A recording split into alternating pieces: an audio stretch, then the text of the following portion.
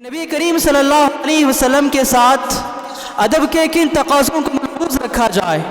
چنانچہ اللہ سبحانہ وتعالی نے ارشاد فرمایا، یا ایہا الذین آمنوا لا تقدموا بین یدی اللہ ورسولہ واتقوا اللہ ان اللہ سمیع علیم۔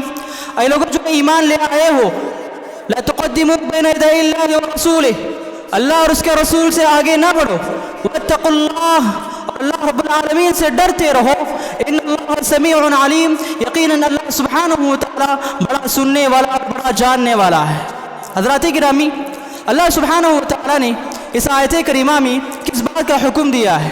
اللہ سبحانہ وتعالی نے کہا کہ اے ایمان والو، اللہ اور اس کے رسول سے آگے نہ بڑھو۔ اللہ اور اس کے رسول سے آگے بڑھنے کا کیا مطلب ہے؟ یہاں پر تین معانی ہیں، تین مفہوم ہیں، اور تینوں کی پہلو یہاں پر مراد ہیں۔ سب سے پہلا مطلب لا تقدموا بین یدی اللہ ورسولہ، اللہ اور اس کے رسول سے آگے نہ بڑھو، جن کاموں سے اللہ اور اس کے رسول نے روکا ہے رک جاؤ، جن باتوں سے روکا ہے، جن کاموں سے روکا ہے، جن حرکتوں سے منع کیا ہے، جن صفات سے روکا ہے، جن باتوں سے اللہ اور اس کے رسول نے روکا ہے رک جاؤ۔ منع کردہ کاموں کو اگر تم کرو گے تو گویا تم اللہ اور اس کے رسول سے آگے بڑھنے کا جرم کر رہے ہو۔ اس آیت کریمہ کا دوسرا مطلب اور دوسرا مفہوم یہ ہے کہ عبادت کے کاموں میں، بندگی کے کاموں میں، اطاعت کے کاموں میں اس حد پہ رک جاؤ جو حد کے نبی کریم صلی اللہ علیہ وسلم نے مقرر فرمائی ہے۔ عبادت کے کاموں میں بھی، اطاعت کے کاموں میں بھی، تقوی کے کاموں میں بھی اگر ہم اس حد کو تجاوز کریں جائیں جو حد کے نبی کریم صلی اللہ علیہ وسلم نے مقرر فرمائے ہیں تو گویا ہم اللہ رب العالمین کے نزدیک مجرم ٹھہرائیں گے۔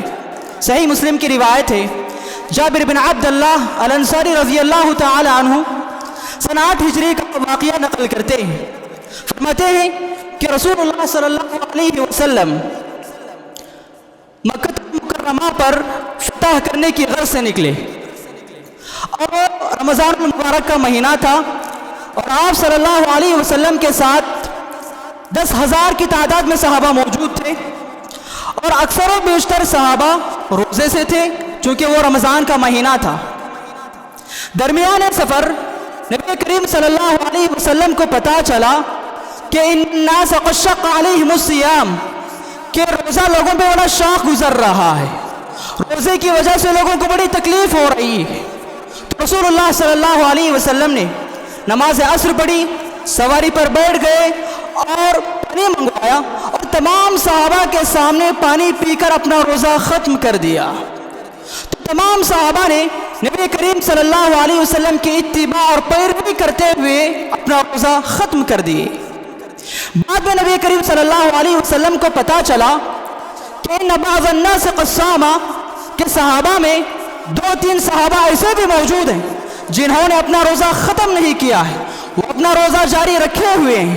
تو رسول اللہ صلی اللہ علیہ وسلم نے فرمایا، اولئک العصاة اولئک العصاة اولئک العصاة، یہ میرے نافرمان ہیں، یہ میرے نافرمان ہیں، یہ میرے نافرمان ہیں۔ حضرات غور کیجئے، یہ لوگ کیا کر رہے تھے؟ یہ لوگ عبادت کر رہے تھے، روزہ مکمل کر رہے تھے، روزہ کنٹینیو کر رہے تھے، لیکن کیا بات ہے کہ رسول اللہ صلی اللہ علیہ وسلم انہیں عاصی قرار دے رہے ہیں، گنہگار قرار دے رہے ہیں۔ کیوں؟ جہاں پر رسول اللہ صلی اللہ علیہ وسلم اپنا روزہ ختم کر دے، وہاں کس کی کیا مجال ہے کہ اپنا روزہ جاری رکھ سکے۔ اسی طرح سے ایک اور روایت جسے سیدہ عائشہ صدیقہ رضی اللہ تعالیٰ عنہ نے روایت کیا، امام مسلم رحمۃ اللہ علیہ نے اپنی صحیح میں اس روایت کو نقل کیا ہے، بڑی مشہور روایت ہے کہ سیدہ عائشہ صدیقہ رضی اللہ تعالیٰ عنہ کے پاس کچھ لوگ آئے اور انہوں نے کہا کہ رسول اللہ صلی اللہ علیہ وسلم گھر میں کیسے رہتے؟ تو سیدہ عائشہ صدیقہ رضی اللہ تعالیٰ عنہ نے بتایا کہ ایسے ایسے رہتے ہیں اور ایسے ایسے عبادتیں رسول اللہ صلی اللہ علیہ وسلم کرتے ہیں۔ تو ان میں سے ایک شخص نے کہا کہ میں رات بھر نمازیں پڑھتا رہوں گا، کبھی سوؤں گا نہیں۔ دوسرے شخص نے کہا کہ میں شادی بیاہ نہیں کروں گا، میں شادی بیاہ نہیں کروں گا۔ تیسرے شخص نے کہا کہ میں زندگی میں روزے رکھتا رہوں گا، کبھی کھاؤں گا نہیں، پیوں گا نہیں، اگر کھاؤں گا پیوں گا تو صرف رات میں، یعنی زندگی بھر میں روزے رکھتا رہوں گا۔ جب رسول اللہ صلی اللہ علیہ وسلم سیدہ عائشہ صدیقہ رضی اللہ تعالیٰ عنہ کے گھر آئے تو سیدہ عائشہ صدیقہ رضی اللہ تعالیٰ عنہ نے بتایا، اللہ کے رسول 3 لوگ آئے تھے, انہوں نے ایسے باتیں کہی ہیں. تو رسول اللہ صلی اللہ علیہ وسلم نے خطبہ دیا اور کہا کہ فمن رغب عن سنتی فلیس منی, فمن رغب عن سنتی فلیس منی. کون ہے وہ انسان جو یہ کہہ رہا تھا کہ میں رات بھر نمازیں پڑھتا رہوں گا, کبھی سوؤں گا نہیں؟ کیا اس شخص کو پتہ نہیں ہے کہ میں رات میں سوتا بھی ہوں اور رات کے آخری پہر میں اٹھ کر نماز بھی پڑھتا ہوں؟ اور کون ہے وہ شخص جو یہ کہہ رہا تھا کہ میں زندگی بھر روزے رکھتا رہوں گا, کبھی کھاؤں گا نہیں, پیوں گا نہیں؟ کہ اس شخص کو پتہ نہیں ہے کہ میں روزہ رکھتا بھی ہوں اور کبھی کبھی روزہ چھوڑ بھی دیتا ہوں؟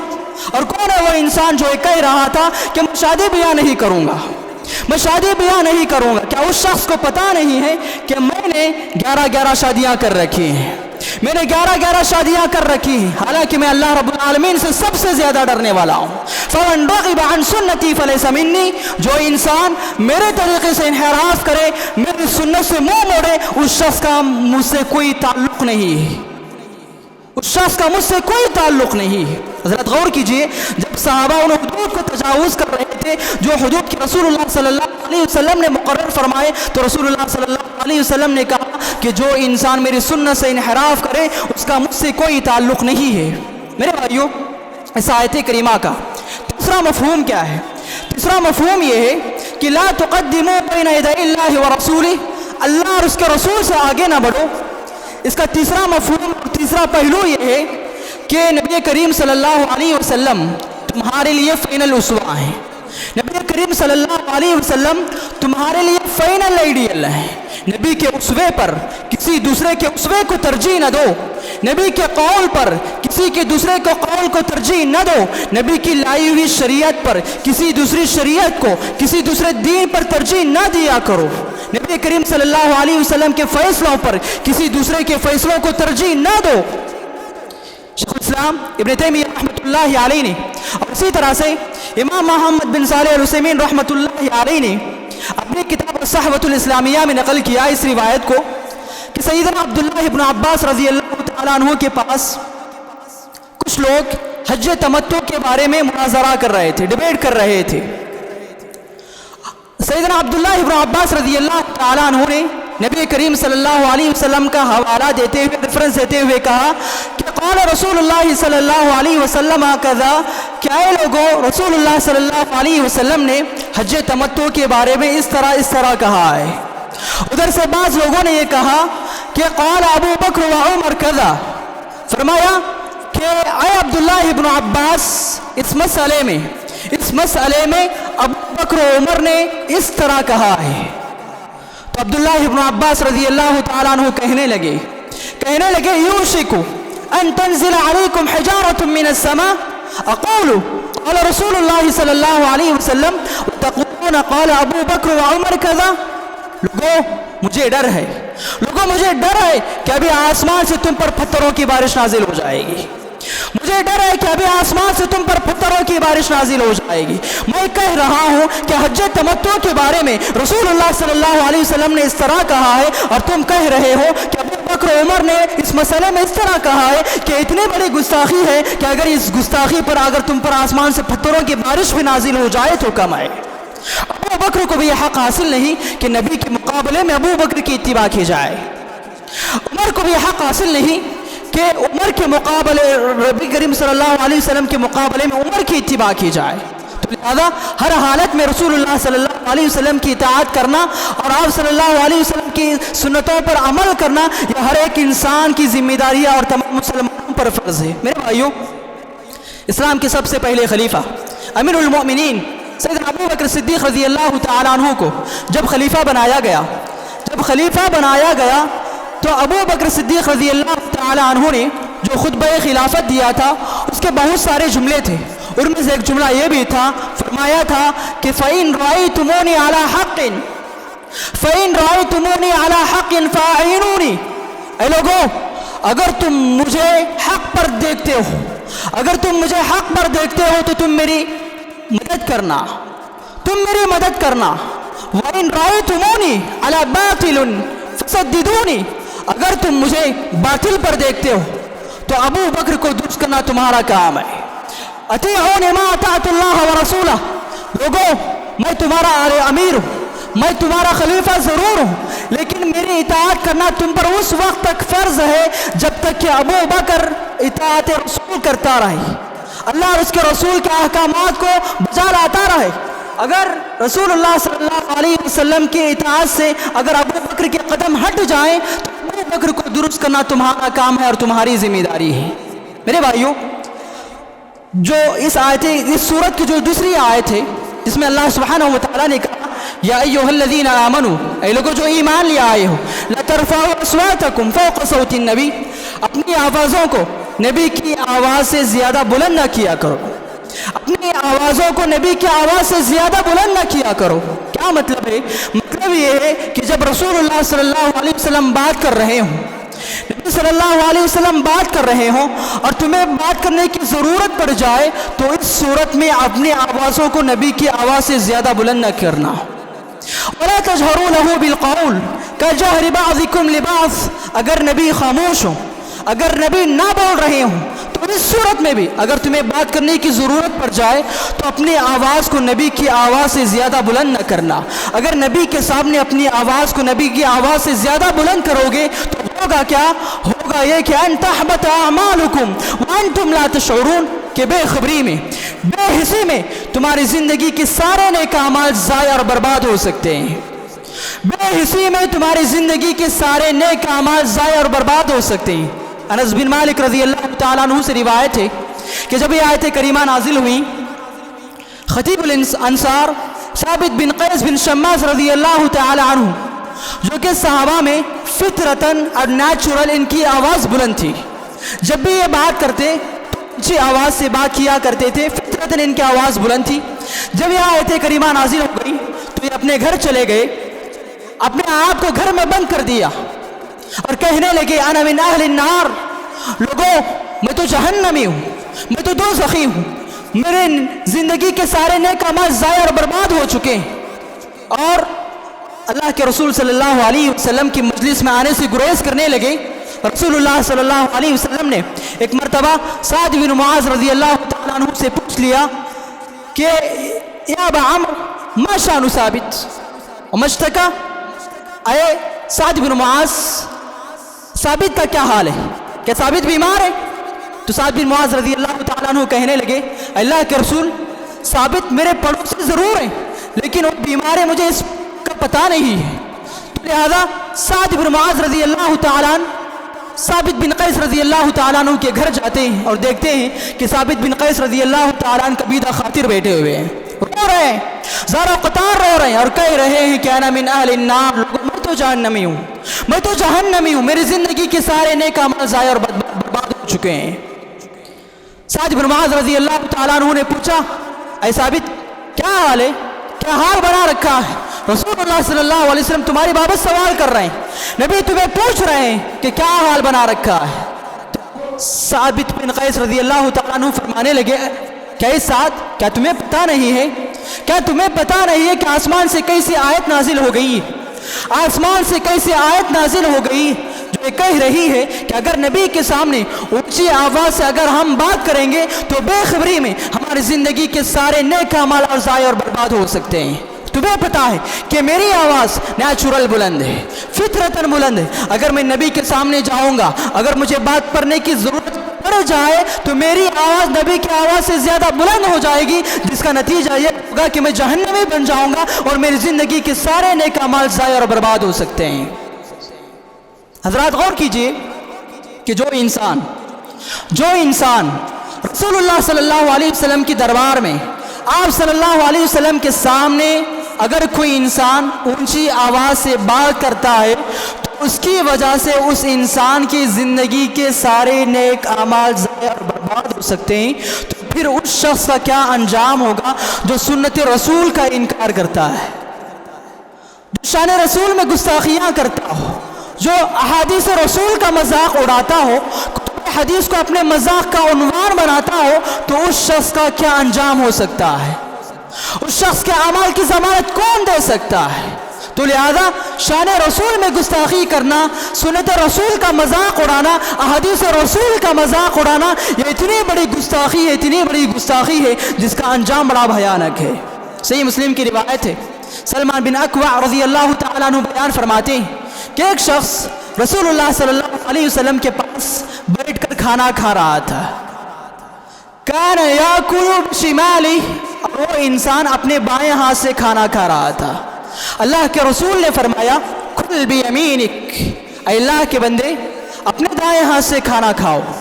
تو اس شخص نے کہا، بڑا مغرور تھا، بڑا متکبر تھا، بڑا گھمنڈی تھا، جھوٹ کہہ رہا تھا اور کہنے لگا کہ لا استطعت، اللہ کے فرمانے کو کہنے لگا کہ لا استطیع، اللہ کے رسول میں اپنا سیدھا ہاتھ، اپنا دایاں ہاتھ اٹھا نہیں سکتا، میں اپنا دایاں ہاتھ اٹھا نہیں سکتا. اللہ کے رسول صلی اللہ علیہ وسلم نے دعا دیتے ہوئے کہا کہ لا استطعت، اللہ کرے کہ سچ مچ یہ جو طاقت اللہ رب العالمین نے سیدھا ہاتھ اٹھانے کی جو طاقت دے رکھی ہے، سچ مچ وہ طاقت چھن جائے. صحابی رسول راوی حدیث سلمان بن اکوع رضی اللہ عنہ بیان فرماتے ہیں فما رفعها الى فیہ، کہ مرتے دم تک اس واقعے کے بعد سے لے کر مرتے دم تک اس شخص کا داہنا ہاتھ سیدھا ہاتھ کبھی منہ تک اٹھا نہیں. یہ اس شخص کا انجام ہے جو انسان شان رسول میں گستاخی کرتا ہے، رسول اللہ صلی اللہ علیہ وسلم کے احادیث کا مذاق بناتا ہو، مذاق کرتا ہو، تو اس شخص کا یہ انجام ہے. اور اسی طرح سے صحیح مسلم کی اور صحیح بخاری کی ایک اور روایت ہے، فرماتے ہیں کہ غزوہ حنین کا واقعہ ہے. جابر بن عبداللہ رضی اللہ عنہ فرماتے ہیں کہ رسول اللہ صلی اللہ علیہ وسلم مقام جعرانہ پر غزوہ حنین کا مال غنیمت تقسیم فرما رہے تھے. مال غنیمت تقسیم فرما رہے تھے. ایک شخص آیا جس کا تعلق بنو تمیم سے تھا، قبیلے بنو تمیم سے تھا، اور اس کا نام ذوالخویسر تھا. وہ آیا اور کہنے لگا یا محمد اعدل، کہنے لگا کہ یا محمد اعدل، اے محمد انصاف کرو، انصاف کرو، انصاف کرو. یعنی دوسرے الفاظ میں کہنا چاہ رہا تھا کہ اے محمد تم ناانصافی کر رہے ہو، تم ناانصافی کر رہے ہو، اپنوں کو بہت زیادہ دے رہے ہو اور دوسروں کو کم دے رہے ہو، یہ تو بڑی ناانصافی کی بات ہے. تو رسول اللہ صلی اللہ علیہ وسلم کا چہرہ غصے سے سرخ ہو گیا. رسول اللہ صلی اللہ علیہ وسلم کا چہرہ غصے سے سرخ ہو گیا. تو اللہ کے رسول صلی اللہ علیہ وسلم نے فرمایا کہ وَمَن يَعْدِلُ إِذَا لَمْ أَعْدِلْ، وَمَن يَعْدِلُ إِذَا لَمْ أَعْدِلْ، اے اللہ کے بندے اگر میں انصاف نہ کروں، اگر میں انصاف نہ کروں تو دنیا میں وہ کون سا انسان ہے جو انصاف کر سکتا ہے؟ وہ کون سا انسان ہے جو مجھ سے زیادہ اچھا انصاف کر سکتا ہے؟ اور اس وقت اللہ کے رسول صلی اللہ علیہ وسلم نے اپنے بھائی موسیٰ علیہ السلام کو یاد کیا. آپ صلی اللہ علیہ وسلم نے کہا کہ رحم اللہ موسیٰ، اللہ رحم فرمائے میرے بھائی موسیٰ علیہ السلام پر، کہ ان کی قوم بنی اسرائیل نے موسیٰ علیہ السلام کو اسی طرح سے تکلیفیں پہنچایا کرتے تھے، اذیتیں دیا کرتے تھے. اور وہ شخص ذوالخویسر جس نے آپ صلی اللہ علیہ وسلم پہ الزام لگایا تھا اور واپس جا رہا تھا، تو رسول اللہ صلی اللہ علیہ وسلم نے تمام صحابہ کو مخاطب کر کے کہا تھا کہ اے میرے صحابہ اس بات کو یاد رکھنا، اے میرے صحابہ اس بات کو یاد رکھنا کہ یخرج من زحزحه هذا الرجل قوم يمرقون من الدين كما يمرق السهم من الرمية. يخرج من زحزحه هذا الرجل قوم يمرقون من الدين كما يمرق السهم من الرمية. اے میرے صحابہ اس بات کو ذرا یاد رکھنا، یہ شخص جو جا رہا ہے جس نے مجھ پہ الزام لگایا، جس نے میری شان میں گستاخی کی ہے، اس شخص کی ذریت سے وہ لوگ پیدا ہونے والے جو دین سے اسی طرح جدا ہو جائیں گے جس طرح تیر کمان سے جدا ہوتا ہے. یعنی کون؟ خوارج، جن کے بارے میں رسول اللہ نے فرمایا تھا کہ الخوارج کلاب النار، کہ خوارج جہنمی کتے ہیں. اور یہ فرقہ اس وقت وجود میں آیا جب عثمان غنی رضی اللہ تعالیٰ عنہ اور علی رضی اللہ تعالیٰ عنہ خلافت کر رہے تھے. اور آج دنیا کے اکثر و بیشتر علاقوں میں یہ لوگ فتنہ مچا رہے ہیں. اکثر و بیشتر علاقوں میں ان لوگوں کا خوارج کا فتنہ بڑھ سر چڑھ کر بول رہا ہے. یہ وہی لوگ ہیں. اللہ کے رسول، آپ غور کیجیے اس حدیث میں، صحیح مسلم کی اس روایت میں، کہ رسول اللہ صلی اللہ علیہ وسلم نے یہ پیشن گوئی، یہ پریڈکشن اسی وقت کیوں ارشاد فرمائی؟ یہ پیشن گوئی اسی وقت کیوں ارشاد فرمائی؟ کسی اور وقت بھی اللہ کے رسول صلی اللہ علیہ وسلم یہ پیشن گوئی کر سکتے تھے، لیکن یہ پیشن گوئی اسی وقت کیوں صادر ہوئی؟ یہ پیشن گوئی اس وقت صادر ہوئی جب شان رسول میں گستاخی کی گئی، آپ صلی اللہ علیہ وسلم کے فیصلے پہ کرٹیسائز کیا گیا، آپ کے فیصلے پہ تنقید وعید کی گئی تو اس وقت اللہ کے رسول صلی اللہ علیہ وسلم نے یہ پیشن گوئی کی کہ جس کا انجام اس کو بھی ہوگا اس کے آنے والی نسلوں کو بھی دیکھنے کو ملے گا، کہ جو انسان شان رسول میں گستاخیاں کرتا ہے، حدیث کا مذاق اڑاتا ہے، سنت رسول کا مذاق اڑاتا ہے، سنت رسول کا انکار کرتا ہے، اس کا انجام صرف اس کو نہیں اس کے آنے والی نسلوں کو بھی دیکھنے کو ملے گا۔ میرے بھائیوں، نبی کریم صلی اللہ علیہ وسلم نبوت و رسالت کے اس مقام پر فائز تھے۔ آپ صلی اللہ علیہ وسلم کا ایک ایک قول، آپ صلی اللہ علیہ وسلم کے ایک ایک فیصلہ ماڈل تھا مسلمانوں کے لیے، حتیٰ کہ آپ صلی اللہ علیہ وسلم کا ایک ایک مشورہ بھی، آپ کا ایک ایک مشورہ بھی مسلمانوں کے لیے باعث رحمت ہے۔ سنن ابو داؤد کی روایت ہے، سنن ابو داؤد کی روایت ہے، سعید بن مسیب رحمۃ اللہ علیہ فرماتے ہیں کہ میرے دادا حسن رضی اللہ عنہ رسول اللہ صلی اللہ علیہ وسلم کی خدمت میں آتے ہیں۔ رسول اللہ صلی اللہ علیہ وسلم ان سے پوچھتے ہیں، اللہ کے بندے آپ کا نام کیا ہے؟ وہ کہنے لگے کہ اللہ کے رسول میرا نام حزن ہے۔ حزن عربی زبان میں کہتے ہیں رنج، غم اور تکلیف کو۔ رسول اللہ صلی اللہ علیہ وسلم نے فرمایا کہ اللہ کے بندے تم اپنا نام بدل لو، کیونکہ جو تمہارا نام ہے اس کے کچھ معنی اچھے نہیں۔ رسول اللہ صلی اللہ علیہ وسلم کی سنت تھی کہ اگر کسی کا نام اچھا نہ ہوتا، برے معنی پر مشتمل ہوتا، رسول اللہ صلی اللہ علیہ وسلم اس کا نام بدل دیا کرتے، انسان چاہے زندگی کے کسی بھی مرحلے میں پہنچائی ہوا ہی کیوں نہ ہو۔ رسول اللہ صلی اللہ علیہ وسلم نے مشورہ دیتے ہوئے کہا کہ اپنا نام بدل لو۔ حسن رضی اللہ تعالیٰ عنہ کہنے لگے، اللہ کے رسول یہ میرے باپ دادا کا رکھا ہوا نام ہے، چھوڑ دیجئے، میرے باپ دادا کا رکھا ہوا نام ہے، اسی پہ میں زندگی گزار لوں گا۔ تو اللہ کے رسول صلی اللہ علیہ وسلم نے انہیں چھوڑ دیا۔